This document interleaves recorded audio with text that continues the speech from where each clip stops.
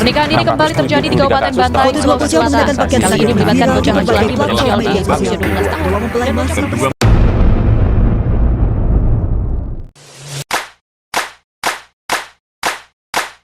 Pak, perkenalkan nama aku Muhammad Faik Nurrohim dari Fakultas Vokasi, jurusan Manajemen Perhotelan angkatan 24. Di sini aku pengen minta tolong nih ke kakak buat jadi narasumber tugas proyek matkul agama Islam kami. Nah, di sini ada beberapa pertanyaan yang aku tanya ke kakak. Nanti kakak tinggal jawab aja. Sebelumnya boleh perkenalan dulu, Kak. Oke, mungkin perkenalkan aku Nabila Putri dari Fakultas Vokasi, Prodi Keuangan Perbankan, minat perbankan angkatan 2023. Nama aku Flea Prodit dari Fakultas Vokasi, Prodi Keuangan dan Perbankan angkatan 24. Oke, kenalin, saya Aulia Azahra dari Fakultas Matematika dan Ilmu Pengetahuan Alam dari Prodi Statistika angkatan 2024. Perkenalkan, nama aku Rena Tulia, aku dari Fakultas Vokasi, Program Studi Keuangan Perbankan angkatan 2024. Oke, langsung ke pertanyaannya aja, Kak. Oke. Pertanyaan pertama nih, Kak.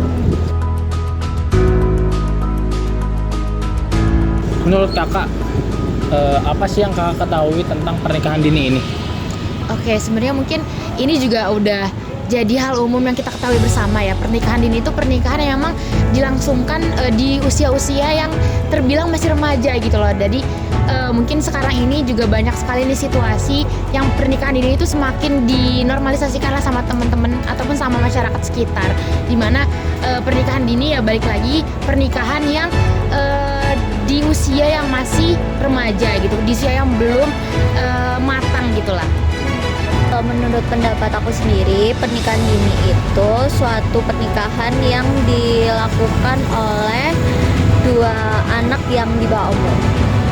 Pernikahan dini itu adalah pernikahan yang dilakukan oleh anak di usia dini. Usia dini itu seperti di bawah 17 tahun. Pernikahan ini adalah pernikahan yang dilakukan di bawah 18 tahun.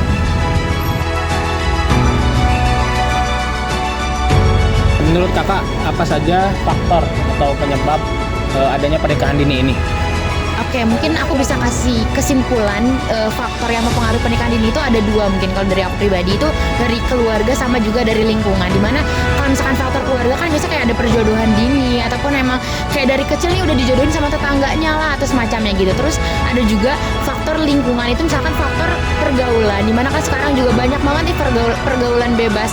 Itu yang menyebabkan kayak misalkan nih hamil di luar nikah kayak gitu-gitu. Itu kan jadi faktor paling paling mendukung ataupun paling mendasar diadakannya pernikahan dini gitu.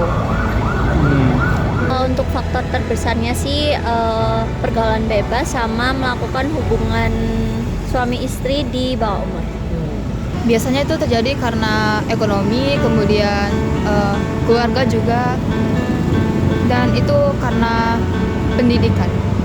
Menurutku faktor-faktor dari faktor lingkungan, kesehatan mental, terus ekonomi juga bisa.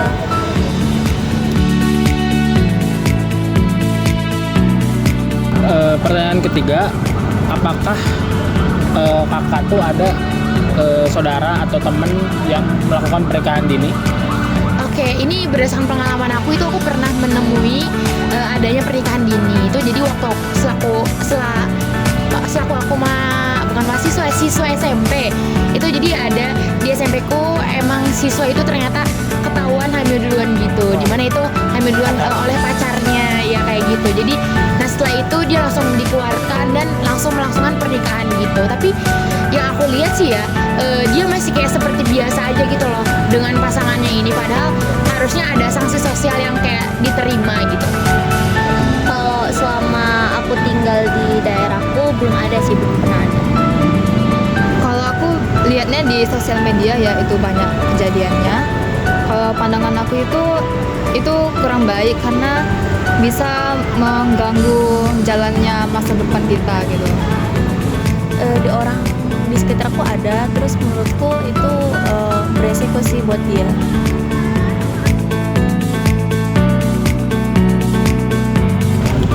Terus menurut kakak apa saja sih dampak-dampak pernikahan dini ini? Oke, tentu dampaknya banyak banget. Mungkin kalau boleh aku sebutkan, aku kasih 3 poin. Jadi yang pertama itu tentu dampaknya terkait dari ekonomi, terus terkait dari biologis dan juga masa depan. Jadi kan tentunya dengan pernikahan dini itu banyak banget masa depannya kayak direnggut, karena kayak orang-orang harus melaksanakan ataupun melakukan tanggung jawab sebagai seorang yang sudah berumah tangga gitu. Terus mulai dari biologis, sebenarnya mungkin ini kayak banyak banget orang yang kayak belum siap secara biologis, tapi ternyata mereka malah melangsungkan suatu pernikahan di mana itu akan berlangsung ataupun berakibat berdampak kepada keturunannya. Misalnya itu yang paling berdampak itu terkait dari ekonomi. Tentu banyak banget masyarakat Indonesia yang sekarang kayak kekurangan dari segi hal ekonomi, itu karena banyak banget pernikahan dini di mana orang yang melakukan pernikahan itu sebenarnya belum sanggup secara finansial, mungkin kayak gitu. Kalau untuk dampaknya sendiri itu bisa tidak kesiapan mereka sebagai orang tua untuk anak-anaknya ke depan nanti. Terus habis itu kesehatan mental 2 orang ini, karena nanti takutnya ada guncingan dari warga. Di situ aja. Kalau untuk pelaku pernikahan dini itu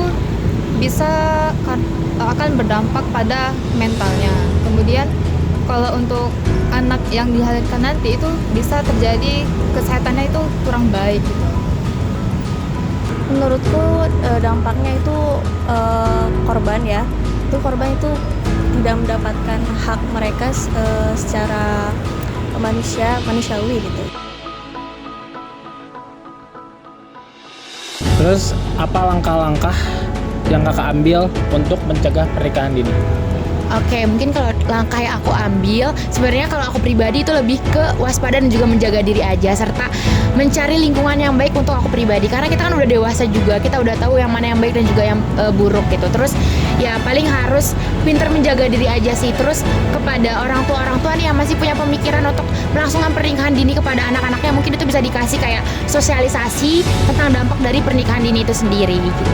Yang paling penting sih menjaga dan menghindari pergaulan bebas. Yang terakhir itu menjaga hubungan agar tetap sehat biar nggak ngelakuin hal-hal aneh. Kalau menurut saya tuh lebih di pendidikan. Jadi kita meningkatkan kesadaran untuk tidak menikah dini. Kita memberitahukan apa saja dampak yang akan dihasilkan dari pernikahan dini itu. Menurutku langkah yang dapat dilakukan bisa dengan edukasi ataukah dengan mendatangkan kesadaran hukum.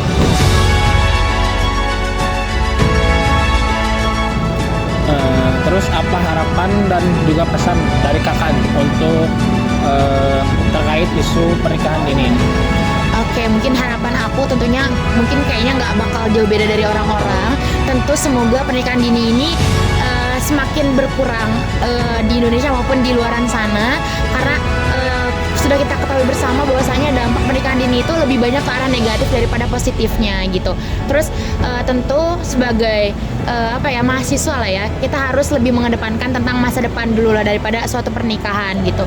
Jadi mungkin harapannya tentu semoga pernikahan dini itu semakin berkurang, dan juga semoga masyarakat lebih diberi kesadaran aja bahwasanya pernikahan dini itu bukan suatu hal ataupun suatu tujuan akhir yang baik gitu. Harapan dan pesan dari saya sendiri untuk masa depan ini, semoga di Indonesia kedepannya nggak bakal ada lagi isu atau mengurangi isu pernikahan dini. Untuk para remaja ya harusnya kita lebih menata masa depan dengan baik. Kemudian kita memikirkan apa saja yang akan kita perbuat nantinya. Jangan sampai kita melakukan kesalahan sehingga nanti masa depan kita hancur berantakan. Aku harap pernikahan dini itu dapat berkurang, terus setiap anak bisa mendapatkan hak mereka dan bisa menikmati masa tumbuh kembangnya. Oke Kak, terima kasih atas jawabannya dan terima kasih juga atas waktunya untuk bisa menjadi narasumber bagi kelompok kami.